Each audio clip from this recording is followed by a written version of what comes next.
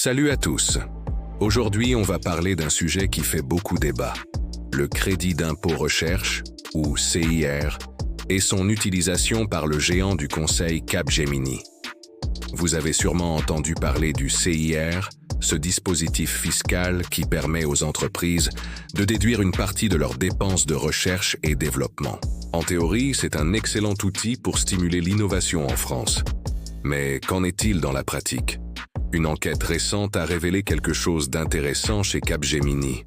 L'entreprise, qui bénéficie chaque année de dizaines de millions d'euros de CIR, aurait utilisé ce dispositif d'une manière plutôt surprenante, pour financer les salaires de certains consultants entre deux missions, ce qu'on appelle dans le jargon l'intercontrat. Mais attendez, vous vous demandez peut-être, est-ce légal ? Techniquement, oui. La loi permet d'inclure dans le CIR les salaires des personnels affectés à des activités de recherche. Mais l'esprit du dispositif était-il vraiment de subventionner des périodes d'inactivité ? Prenons un exemple concret. Imaginez un consultant qui termine une mission chez un client.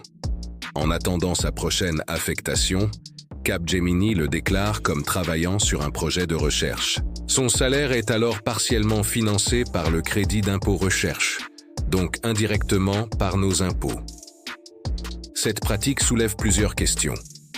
D'abord, ces périodes d'intercontrat donnent-elles vraiment lieu à de la recherche effective ? Les syndicats et certains employés affirment que non. Ensuite, est-ce vraiment l'objectif du CIR que de servir de coussin financier aux grandes entreprises ? Il faut comprendre que le CIR représente un coût important pour l'État, environ 7 milliards d'euros par an. C'est l'une des principales dépenses fiscales en France. Si une partie de cet argent sert à financer autre chose que de la véritable recherche, c'est problématique.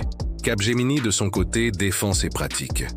L'entreprise affirme que ces périodes sont effectivement utilisées pour de la recherche et du développement, et que tout est fait dans les règles.